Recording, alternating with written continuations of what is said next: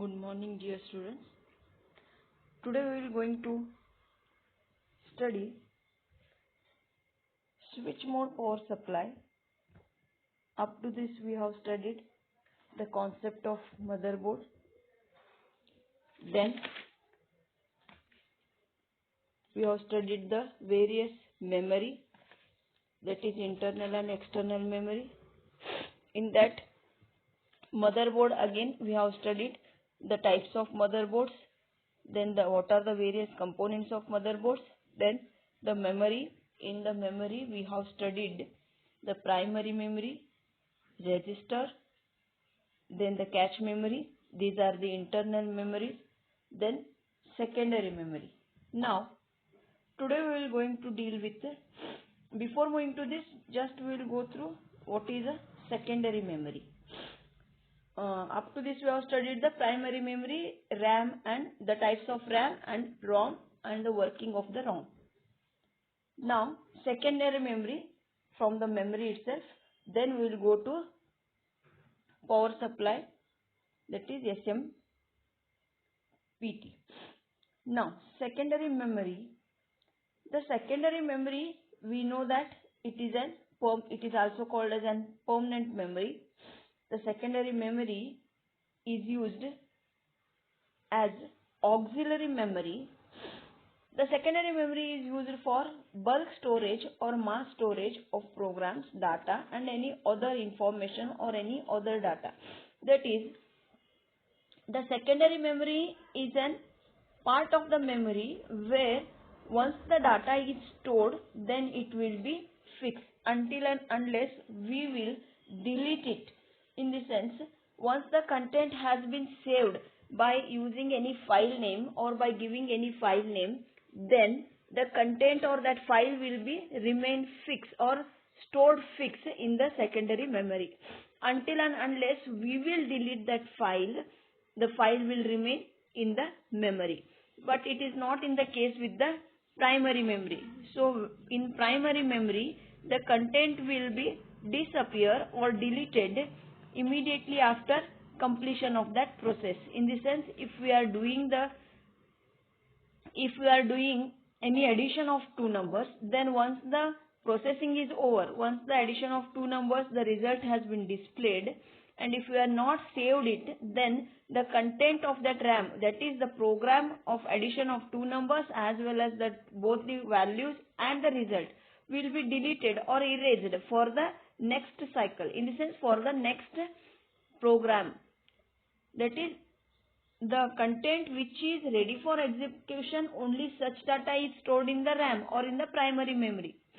In secondary memory, once the file or the content or data is saved while working with the addition of two numbers program, if we save that program, then if you given any name for that program, for that file, add.c++ or add.cpp, then that file, whatever present, that program, whatever present in the primary memory or in the RAM, that will be stored in the secondary memory. Now the file has come into secondary memory. Now the content of that program or addition of two numbers program will remain permanently in the memory until and unless we will delete it.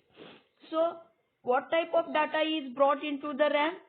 Only ready for execution, such data is brought into the RAM.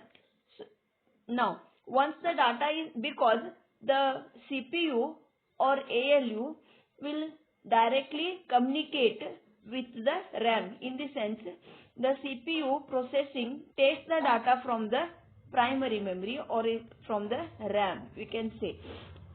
Now once the data is taken from the RAM, then it will be given for the processing, that is in the CPU. Once the processing is over, the result is again sent to the RAM. Then the result, whatever present in the RAM, that will be displayed on the monitor. Once on the monitor the data is displayed or result is displayed, then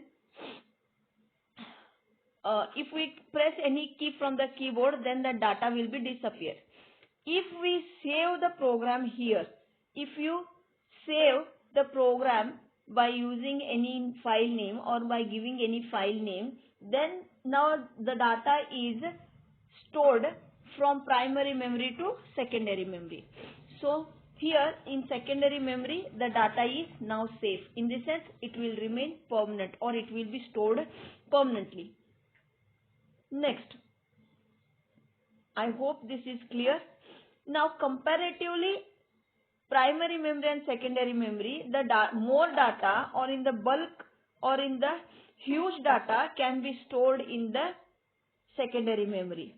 Any data or any instruction or any program file, it may be any data such as it may be an image or it may be any video or it may be any audio or it may be any text file.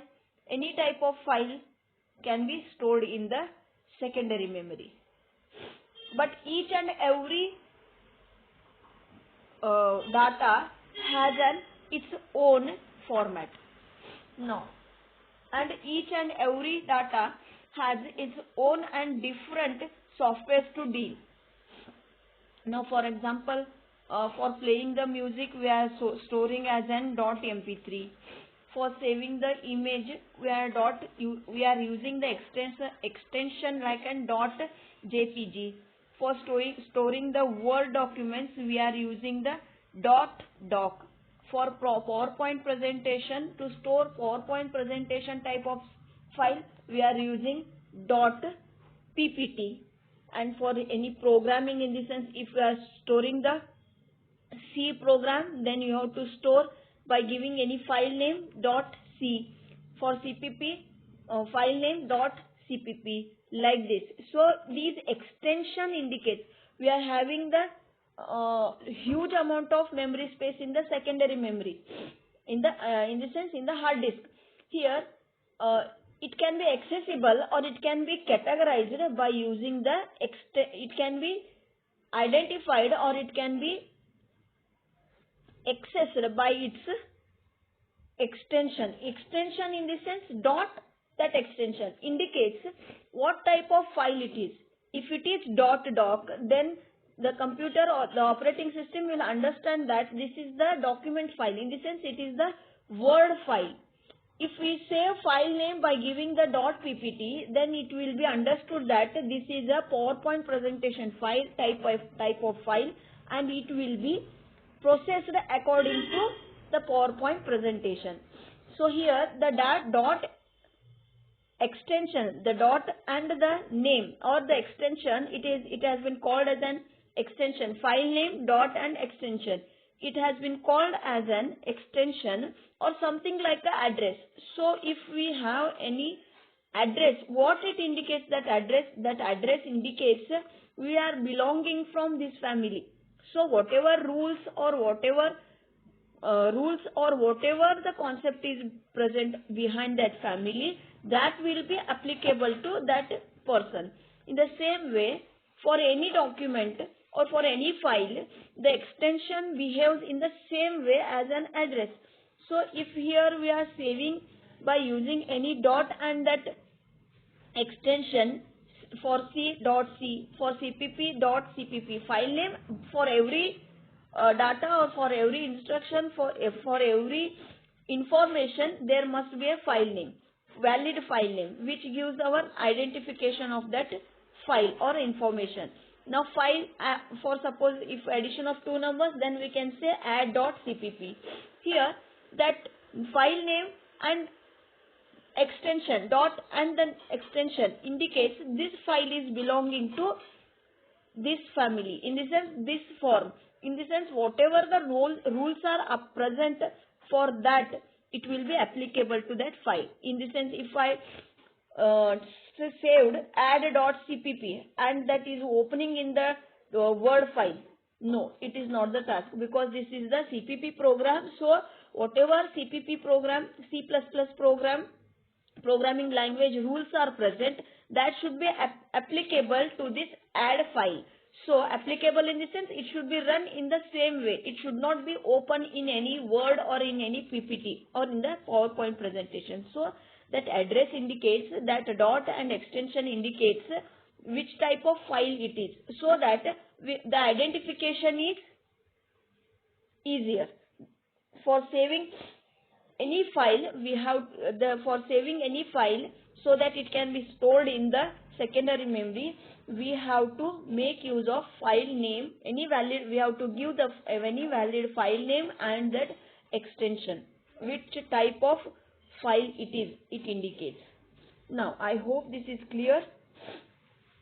Now it has much larger capacity than main memory. Obviously it has a much more capacity compared to the primary memory, because primary memory has a very less memory space, and this secondary memory has a larger or bulk storage capacity it has. Now the secondary memory retains the information once stored on it. That is, once the data is stored in the secondary memory, we can retain it. Retain in the sense we can access it at any time. Now the magnetic memory such as hard disk drive, compact disk, pen drive, memory card is the most commonly used secondary memory in the computer. The magnetic memory such as hard disk drive, compact disk, pen drive, memory cards is the most commonly used secondary memory in the computer. In the computer, we are knowing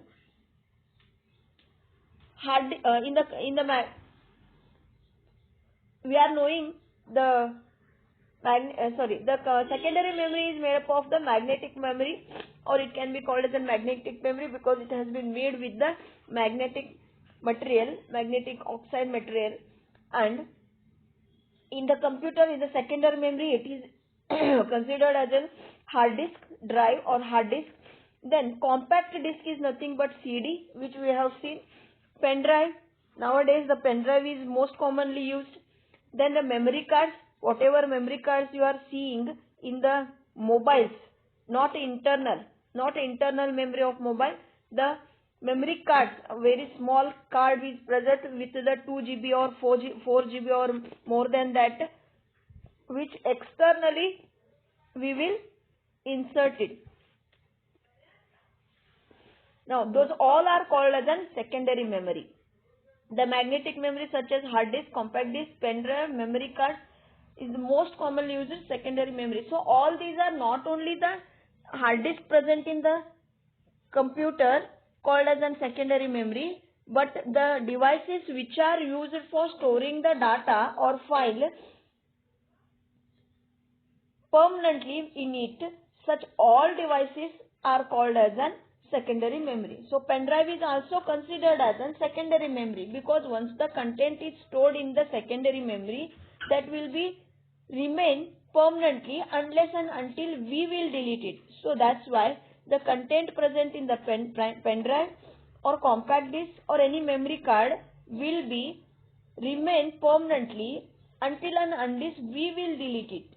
So those are also called as an secondary memory. So secondary memory concept itself is it is a permanent memory. So the content in which the content whatever remains or retains permanently in any of these devices, it is nothing but the secondary memory. I hope this is clear, students. Yes. Now the difference between the primary and secondary memory. Primary memory is a semiconductor memory and secondary memory is made up of magnetic memory, or made up of magnetic or optical, we can say. Now depends, it has been depend on the company by using which material they will build or they will form.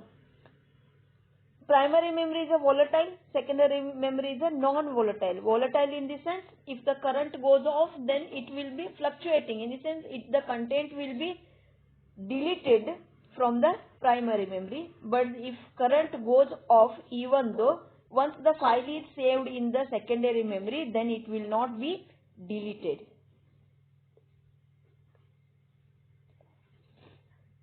Primary memory is more expensive. Secondary memory is less expensive.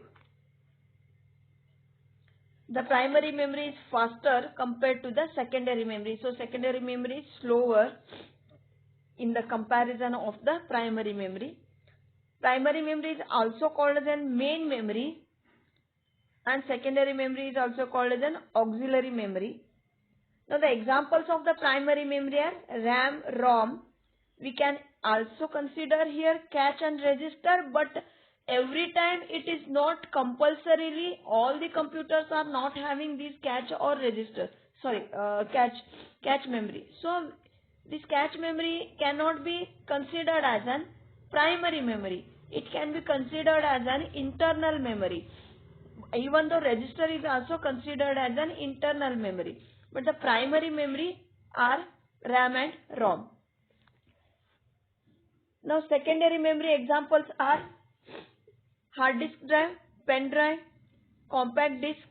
All these are secondary memory. In earlier days, the pen drive is nowadays the pen drive is the most popular and commonly used secondary device to transfer the file from one computer to another or from one place to another place. Here,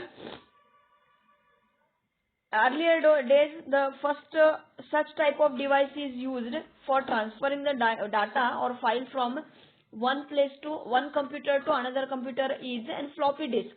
But nowadays it has been not in use, or it is totally vanished from the list of the secondary devices. Earlier days, the floppy disk is used for transferring the data from earlier days, in the sense in the year of 2000, 2001 up to 2004, we can say the floppy disk was available. Then it has been again CD has been came, CD in the sense compact disk. Then again comparatively it has a less memory, less capacity of storing the data. That's why again the new concept is introduced, that is pen drive. Nowadays only the pen drive is most popularly used. CDs are also used, but most popular and most commonly used secondary device to transfer the data from one place to, in the sense, one computer to another computer. The pen drive is most popular secondary device, secondary memory is used. I hope this concept is clear, the difference between the primary and secondary memory. Next, already we have studied what is cache memory. Now I think this is the last concept from your first unit, unit A, that is typical configuration of computer system. The switch mode power supply, that is SMPS. Switch mode power supply, SMPS stands for switch mode power supply, and SMPS converts AC power from an electrical outlet to DC power needed by system components. Now here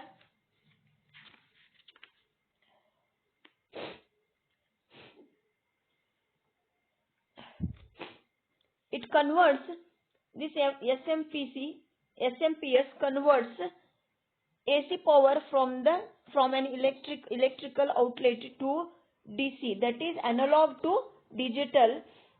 It has been converted, which needed by the system components. Now the SMPS contains the power card plug, a fan for cooling because it generates a lot of heat. Now SMPS contains an power card plug, a fan for cooling because it generates a lot of heat. Now the next concept is an UPS. UPS stands for uninterruptible power supply. So UPS is an uninterrupted power supply. It is something like, we can say, a battery.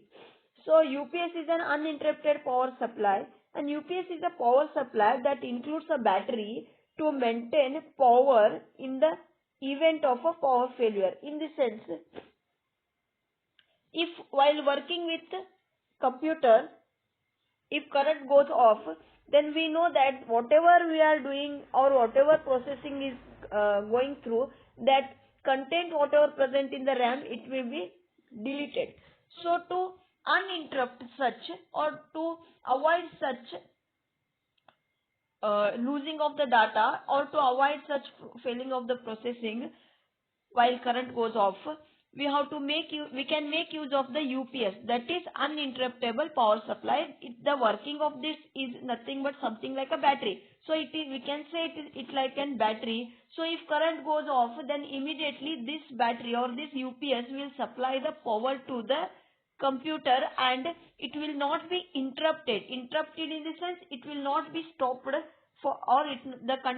power supply will not be stopped, and the content or the whatever processing is going in the CPU, it will be continued even though if the current goes off.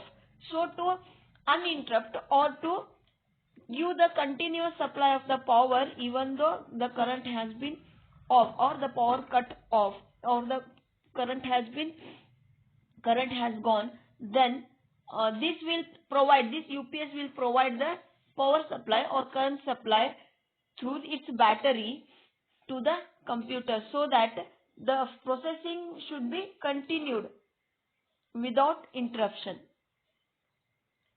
And UPS keeps a computer running for several minutes to few hours after a power failure. So depending upon its working, the UPS will support like a battery. So if even though the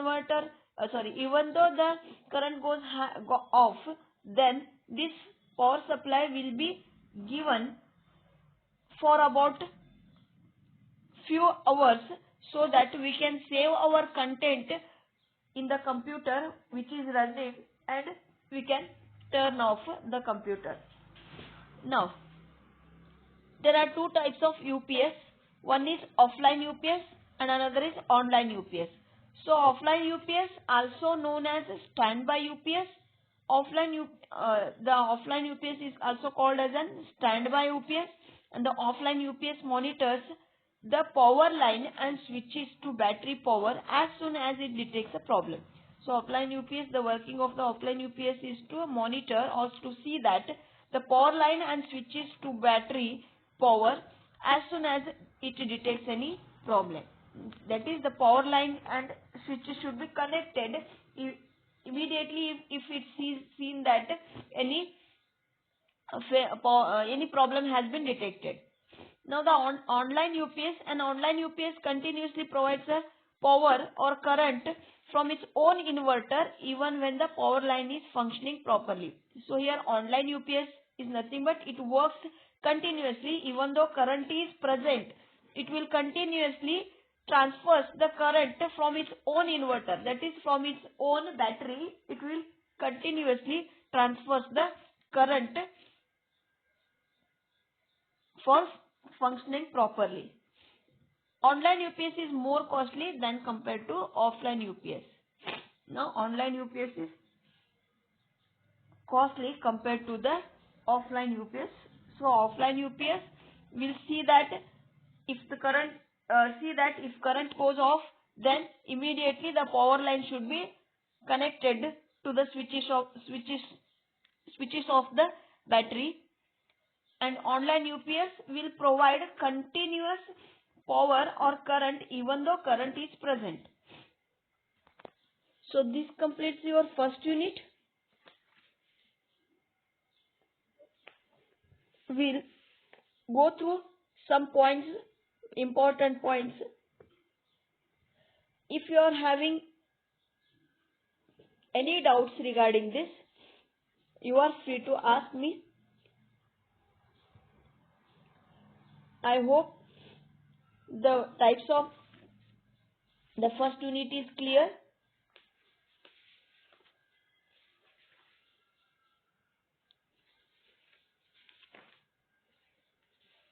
That is typical configuration of computer system. It is clear? Okay, dear students, you just go through this video.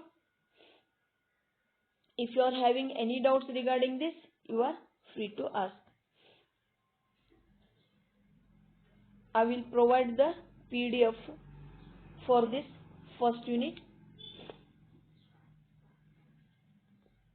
Next, I will provide some.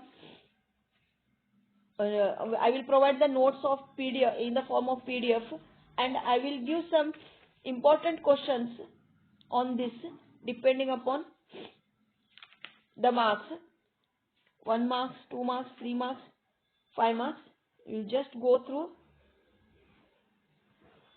If you are having any doubts, you can ask me. Okay, thank you, dear students. Thank you.